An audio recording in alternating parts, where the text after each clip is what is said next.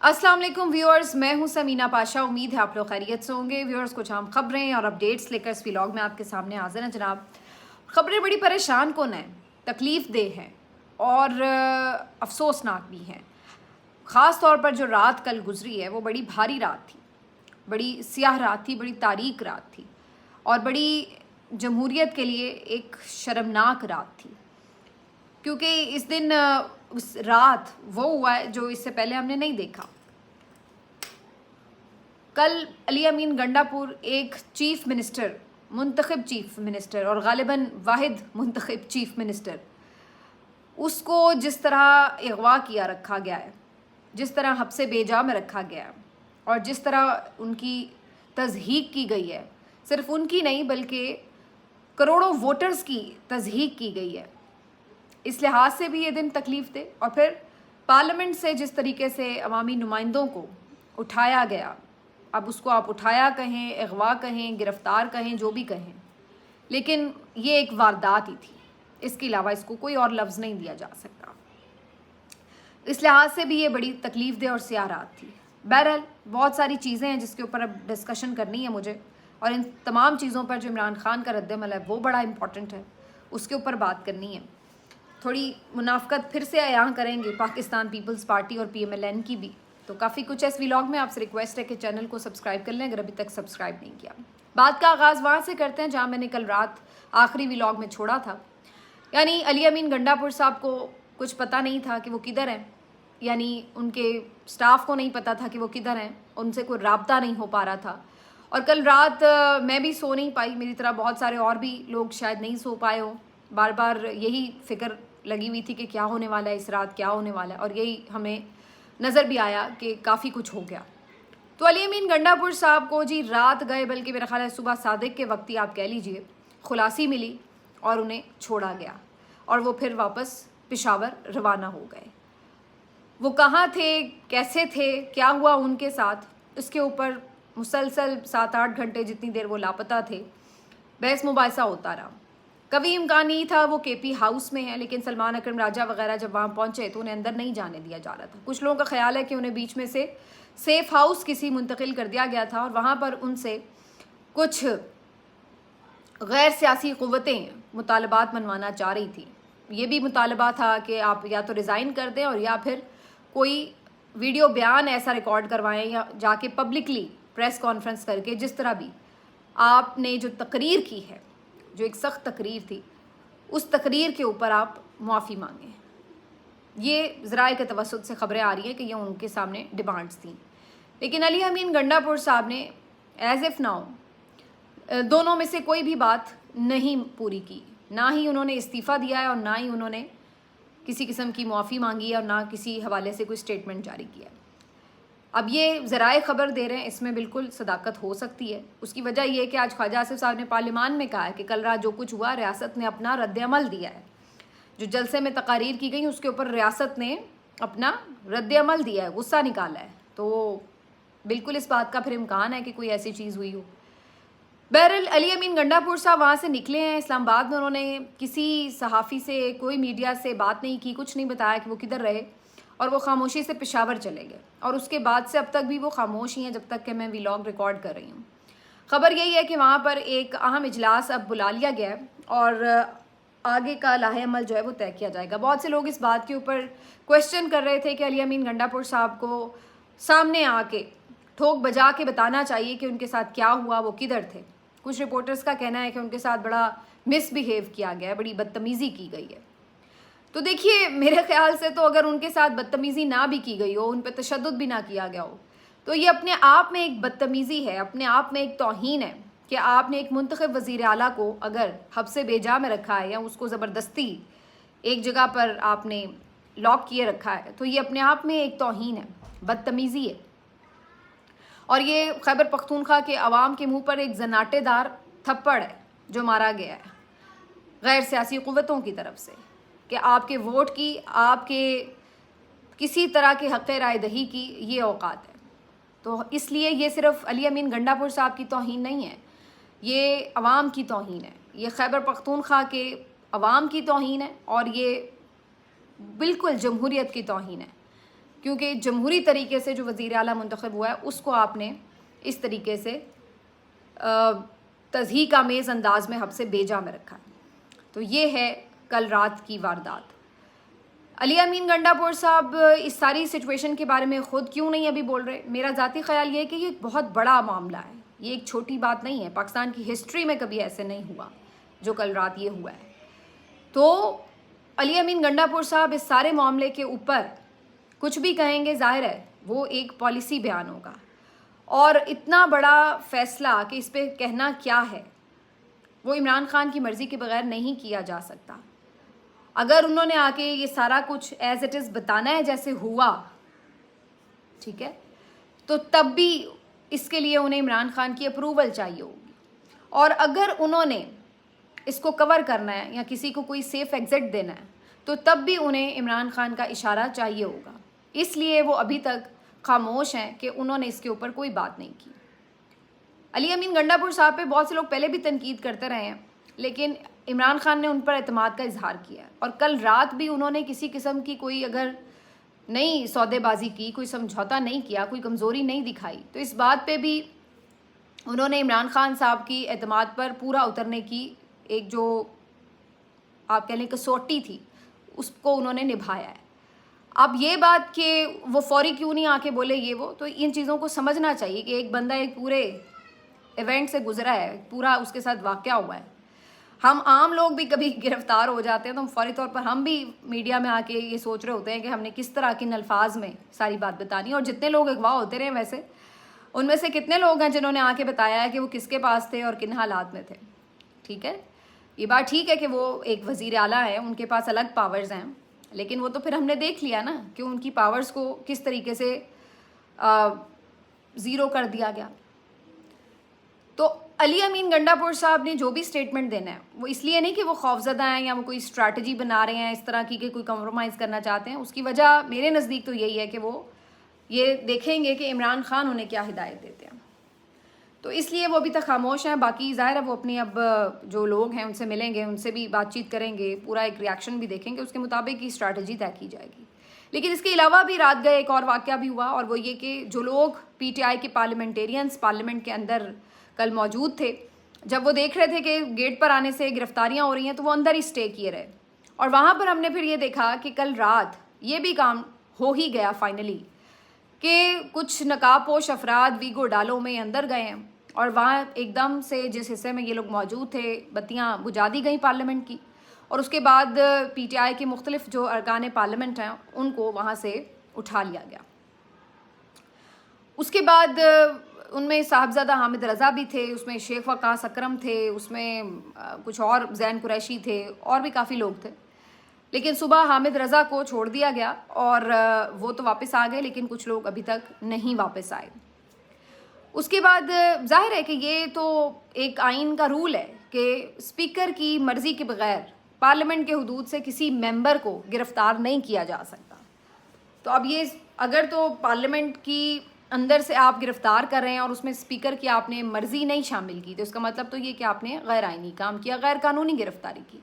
और अगर उसमें स्पीकर की मर्ज़ी शामिल है तो फिर स्पीकर पे सवाल उठता है कि भैया आपने कैसे ये अलाउ कर दिया कि 2 घंटे जलसा लेट ख़त्म करने के ऊपर आपने जो है उनको गिरफ़्तारी के लिए कह दिया।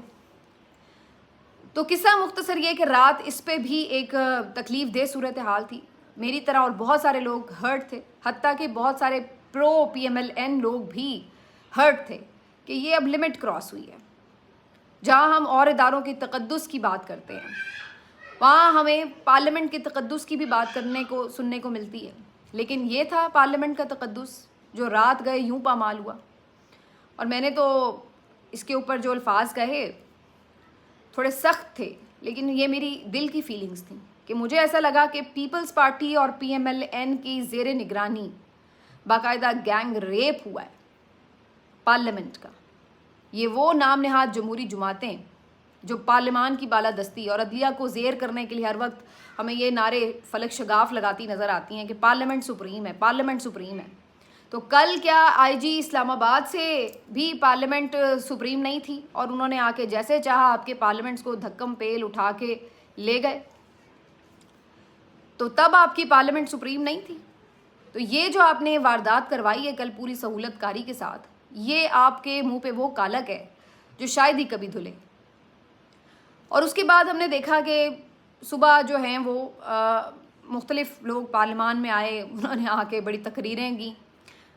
ज़ाहिर है पीटीआई के मेंबरान ने सख्त तकरीरें की, उन्होंने इस पर एहतजाज किया कि जिस अंदाज से लोगों को उठाया गया। अली मोहम्मद ख़ान ने आर्टिकल 6 का मुतालबा कर दिया कि जिन लोगों ने कार्रवाई की उन पर आर्टिकल 6 लगाएं। बड़ी जज्बाती उनकी तकरीर थी और उन्होंने कहा कि जी ये लोग अगर कहीं इसराइल से आए होते, कोई अमेरिका से आए होते, इंडिया से आए होते तो हमें कहते कि जी पार्लियामेंट पे हमला हुआ है। ये हमारे इदारों के लोग, नकाबपोश लोग किस तरह आके इन्होंने पार्लियामेंट पे हमला कर दिया। और उन्होंने ज़ाहिर है स्पीकर से कहा कि अपना किरदार अदा करें। उन्होंने शर्म दिलाने की कोशिश की PMLN और पीपल्स पार्टी को। पीपल्स पार्टी, MQM, JUIF इन लोगों ने कुछ ढके छुपे अल्फाज में कहा कि हाँ जी हम बड़े तकलीफ़ में हैं, ऐसा होना नहीं चाहिए था। लेकिन आप लोगों ने भी बड़ी गलत तकरीरें की और ये वो। क्या गलत तकरीरें की? क्या ऐसी तकरीरें कभी नहीं हुई हिस्ट्री में? हमने इससे ज़्यादा सख्त तकरीरें भी सुनी हुई हैं, होती रही हैं। और उसका जवाब ये नहीं होता जो आपने कल देखा।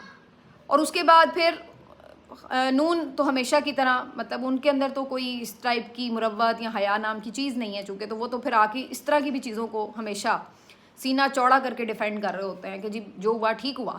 और वो ये कहते हैं कि जनाब आप लोगों ने जो किया रियासत ने रद्द-ए-अमल दिया, ख्वाजा आसिफ साहब। और मज़े की बात है कि ख्वाजा आसिफ साहब PTI के लोगों को ताने मारे थे कि जी आप चूँकि जर्नैलों की गोद में पले बढ़े हैं। अल्लाह के बंदे, ये तो क़यामत की निशानी है कि ख्वाजा आसिफ जैसा बंदा जो पिछले 2 इलेक्शंस में जर्नैलों को फ़ोन करके अपनी सीट बचाता है। फॉर्म 47 की पैदावार 60-70 हज़ारों से रेहाना डार साहिबा से हारा हुआ शख्स, और फिर भी इनके कॉन्फिडेंस का आप आलम चेक करें। और उसके बाद फिर बाकी जो लोग थे उनकी तकरीरें वगैरह। बाद में जी ये PTI के बाकी लोगों के साथ फिर अयाज सादिक साहब ने चैम्बर में मुलाकात की और कहा कि जी बिल्कुल हम ये इजाज़त नहीं देंगे और हम इसके ऊपर आवाज़ उठाएंगे। इन्होंने जनाब IG इस्लामाबाद को बुला लिया। उन्हें कहा कि जी फौरी तौर पर जो पार्लियामेंटेरियन उठाए गए हैं उनको आप रिहा भी करें और प्रोडक्शन ऑर्डर भी जारी किए। कुछ इस तरह से उन्होंने अपनी कोई कार्रवाई ली। अब बहरहाल बात ये कि भाई अब आप गोंगलुओं से मिट्टी झाड़ें, अपने आप को जमहूरी साबित करने के लिए, इन चीज़ों को कवर करने के लिए, अब अपना दूसरा रुख साबित करने के लिए जितनी मर्जी मुनाफकत कर लें। जो हुआ है वो आपके इल्म में लाए बगैर नहीं हुआ, हो नहीं सकता कि आपके इल्म में लाए बगैर ये चीज़ें हो रही हों। तो अब बाद में आके आप जमहूरी बनने के नाटक करें और लोगों को बताएं तो वो आपकी मर्ज़ी है। लेकिन चलिए कर लिया और उन्होंने उसके ऊपर अब ये एक पूरा इक़दाम कर लिया। लेकिन इन तमाम चीज़ों को जिस तरीके से ये हुई, इमरान खान कैसे देख रहे हैं, ये एक बड़ा सवाल है। और इमरान खान ने जो रिएक्शन दिया है वो भी फिर वो है कि जिसने बिल्कुल कहते हैं ना आपके एक आखिरी जो कोई आपकी वो उम्मीद होती है कि कहीं मुफाहमत से, बातचीत से मसले हल हो जाएंगे, उस चीज़ को भी नुकसान पहुंचता नज़र आया। इमरान खान साहब ने आज जो एक क्लियर कट वर्जन दिया है वो बड़े आग बबूला थे, बड़े गुस्से में थे। उन्होंने कहा कि जी पहली बात ये कि मैं तमाम मुज़ाकरात ख़त्म करने का ऐलान करता हूँ। मैंने 5-6 लोगों को अपनी पार्टी में ये अलाउ किया हुआ था कि अगर कोई बातचीत हो रही है तो देख लें, लेकिन अब इस्टेब्लिशमेंट समेत तमाम लोगों से मुज़ाकरात के दरवाजे मैं बंद करता हूँ। किसी से कोई मुज़ाकरात नहीं होंगे। इस्टेब्लिशमेंट ने हमें धोखा दिया। इसका मतलब है कि जो बातचीत चल रही थी और उसमें ये बताया जा रहा था कि जी हम आपके साथ मामलात को देखेंगे, वो उस तरह से नहीं हुए क्योंकि रुकावटें भी डाली गई जलसे में। और फिर उसके बाद जिस तरह उसके ऊपर रिएक्शन आ रहा है तो, और सबसे बड़ी चीज़ अली अमीन को जिस तरीके से हब्से बेजा में रखा गया, तो ये सारी चीज़ें इमरान खान साहब कहते हैं कि किसी से अब कोई बात नहीं होगी। और वो फिर खुल के सामने आए और कहा कि कोई नाम ले ना ले, लेकिन सबको पता है कि अली अमीन को इस्टेब्लिशमेंट ने उठाया, उसने अगवा कर रखा था और मैं बिल्कुल अली अमीन के साथ खड़ा हूँ। और उसने जो बातें की वो बिल्कुल अवाम की तर्जुमानी थी और उसके ऊपर इसलिए उसके ऊपर गुस्सा किया गया। बाद में सहाफ़ियों ने सवाल किया कि जी कुछ लोग तो माजरत ख़्वाना रवैया अपना रहे हैं और अली अमीन की जो तकरीर है उससे फ़ासला इख्तियार कर रहे हैं। उन्होंने कहा जो अली अमीन की तकरीर के ऊपर माफ़ी मांग रहा है उसको PTI में होना ही नहीं चाहिए, वो बुज़दिल है। तो बैरिस्टर गौहर हों या बैरिस्टर सैफ हों या और 1-2 लोग जो कि थोड़ा सा हो रहे थे कि जी हम सहाफ़ियों से माजरत कर लेते हैं, ये नहीं होना चाहिए था, वो नहीं कहना चाहिए था, तो इमरान खान साहब ने कहा इनको तो पीटीआई में होना ही नहीं चाहिए, जो उसके बयान के साथ खड़ा नहीं हो सकता, उसने तो अवाम की तर्जुमानी की है, उसको मेरी पूरी हिमायत हासिल है और मैं उसके साथ खड़ा हूँ। तो बहुत बड़ा बयान इमरान खान का ये आया। इससे ये पता चलता है कि जो अली अमीन साहब की तकरीर थी और जो ओवरऑल इस पूरे जलसे में टोन थी मुख्तलिफ तकरीरों की, वो ऐसा नहीं था कि वो फिल बदी थी और क्राउड देखकर एकदम जो लीडर्स थे उन्होंने जज्बाती तकरीरें कर दी, बल्कि इसका मतलब है कि इस बात के लिए इमरान खान साहब की तरफ से पूरा उन्हें एक गो अहेड था, एक सिग्नल था कि आपने खुल के बात करनी है। और ऐसा नहीं था कि वो इमरान खान की मर्ज़ी के बगैर उन्होंने कोई बात की हो। तो इससे ये बात भी पता चल जाती है। तीसरी जो चीज़ उन्होंने कहा कि फैसल वावडा के ऊपर भी सवाल हुआ कि जी वो अरशद शरीफ के मामले पर इस किस्म की बातें कर रहे हैं आजकल। तो उन्होंने कहा कि फैसल वावडा तो मेरे आगे पीछे फिरता था और मुझे कहता था कि मैं जनरल फैसल नसीर से आपकी मुलाकात करवा देता हूँ, और फिर सब ये किसका माउथ पीस है, सबको ये बात पता है। तो इमरान खान साहब ने कहा कि ठीक है, अरशद शरीफ के ऊपर ये इंकशाफ कर रहे हैं ना, तो बनाएं फिर आज़ाद कमीशन, करवाएं इसकी आज़ादाना तहकीकात, ओपन तहकीकात करवाएं, खोल लें मामला, पता लग जाएगा कि किसने किया और क्या किया। तो इमरान खान साहब ने तो इस पर भी यही ऑफ़र किया। तो चाहे वो 8 फरवरी के इंतखाबात हों, 9 मई का मामला हो, अरशद शरीफ केस हो, इमरान खान साहब हर चीज़ में एक ही पॉइंट ले रहे हैं कि करवाएं तहकीकात और सारी चीज़ें खोल के सच आवाम के सामने ले आएँ। लेकिन जिस तरफ से इल्ज़ामात लगाए जाते हैं वो तहकीकात नहीं करवाते, इसकी क्या वजह है? ये एक बहुत बड़ा सवाल है कि जिस पे लग रहे हैं वो ओपनली कह रहा है कि करवाओ तहकीकात और साबित करो, लेकिन जो इल्ज़ाम लगा रहे हैं वो नहीं तहकीकात करवाते, वो कमीशन नहीं बनाते। वहाँ तो हम देख रहे हैं समाअत के लिए केस ही फिक्स नहीं होते। इसकी क्या वजह है कि 8 फरवरी की पिटिशन फिक्स ना हो? इसकी क्या वजह है कि अरशद शरीफ का केस अब उसकी भी अगले साल 2 साल की उसकी बरसी, दूसरी बरसी आ जाएगी। कितनी समातें हुई हैं उसके ऊपर, क्या पेशरफ्त हुई है, क्या उसके कातिल अंजाम तो पहुंच गए? 9 मई में इतने लोगों को आपने पकड़ा, पूरी पार्टी के ऊपर क्रैकडाउन हुआ, सब कुछ हुआ, लेकिन उसमें अभी तक हमारे सामने कोई जुडिशल कमीशन, कोई अदालती तहकीकात, कोई इंक्वायरियाँ, इस तरह की चीज़ें सामने आई हैं इन डॉक्यूमेंट के जिसमें हम कहें कि जी ये चीज़ साबित हो गई है। तो ये बहुत बड़ा सवाल है। इमरान खान साहब ने इस मौके पे ये भी ऐलान किया है कि लाहौर का जलसा जो 22 सितंबर को होना है ये हर सूरत होगा, चाहे हमें इजाज़त मिले ना मिले। और अब तो मुझे नहीं नज़र आ रहा कि इजाज़त मिलने का कोई भी सीन है। अब कोई इजाज़त पीटीआई को तो नहीं मिलेगी, ज़ाहिर है जिस तरह कशीदगी हो गई है ऐसे में कोई इम्कान नहीं है कि पीटीआई को इजाज़त मिले। तो इसका मतलब है कि अगर ये लोग जलसा करेंगे तो बग़ैर इजाज़त ही करेंगे, और फिर बग़ैर इजाज़त करेंगे तो फिर अगेन हमें एक क्रैकडाउन देखने को मिल सकता है, अल्लाह ना करे। इसके साथ साथ इमरान खान साहब को बताया गया कि जी काजी साहब तो एक्सटेंशन लेने से मना कर रहे हैं और वो कह रहे हैं कि जी मैंने तो नहीं लेनी एक्सटेंशन तौसी कोई भी। तो इमरान खान साहब ने कहा कि मैं मान ही नहीं सकता कि काजी एक्सटेंशन ना ले। ये जो सारा आइनी तरमीम का पैकेज लाया जा रहा है ये तो किया इसलिए जा रहा है कि काजी को इन्होंने रोकना है, रखना है हर सूरत। तो मैं ये बिल्कुल मान नहीं सकता। और इमरान खान साहब की बात में वज़न है, इसलिए कि बहुत सारे जो और हुकूमती नुमाइंदे भी वो भी कह रहे हैं कि वो काजी साहब को एक्सटेंशन थोड़ी मिल रही है जी, वो तो जब कानून बन जाएगा कि जी आप की जो उम्र की हद है बढ़ गई है तो वो तो ऑटोमेटिकली उन पर लागू हो जाएगी, वो नहीं भी चाहेंगे तो लागू हो जाएगी। ओहो, तो चूँकि वो बहुत ज़्यादा आइन और क़ानून की पासदारी करने वाले हैं तो वो फिर कैसे आइन से बाहर जाके काम ना करें, फिर तो उनको करना पड़ेगा। तो भाई इतनी सादगी में आप हमें ये साबित ना करें कि उनकी अपनी इसमें कोई ख्वाहिश नहीं होगी। ऐसा ही है तो वो रिज़ाइन करके जा सकते हैं अगर वो नहीं लेना चाहते एक्सटेंशन, ये ऑप्शन तो बहरहाल उनके पास रहेगा ना। तो खान साहब ने ये बात कही है कि उन्हें नहीं लगता कि आर्मी काजी साहब जो हैं वो एक्सटेंशन ना लें, बल्कि उन्हें तो इस बात का यकीन है कि जो कुछ हो रहा है वो हो ही इसलिए रहा है। तो ये सारी जो आज की इमरान खान साहब की गुफ्तगू है ये बहुत ज़्यादा क्लियर तो है इस लिहाज से कि इमरान खान ने अपना रास्ता चुना हुआ है और वो उसके ऊपर चल रहे हैं।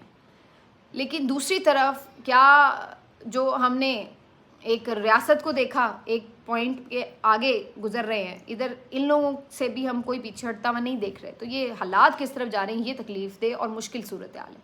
और इमरान खान साहब ने भी आज खुद भी इसका जिक्र किया है कि वो तो चाहते थे कि मामलात बातचीत से तय हों, और जिस तरीके से आपने केपी के लोगों को नाराज़ किया है उनका मुंतखब वज़ीर आला उठा के, और जिस तरीके से आपने पूरा एक ये क्रैकडाउन किया है तो आप कौन सी जमहूरियत की खिदमत कर रहे हैं, या किस तरीके से आइन और क़ानून की कोई बालादस्ती की बात है ये।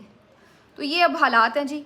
बाकी कुछ और चीज़ें भी हैं, वो आपसे अगले व्लॉग में डिस्कस करते। अपना ख्याल रखिए। अल्लाह हाफ़िज़।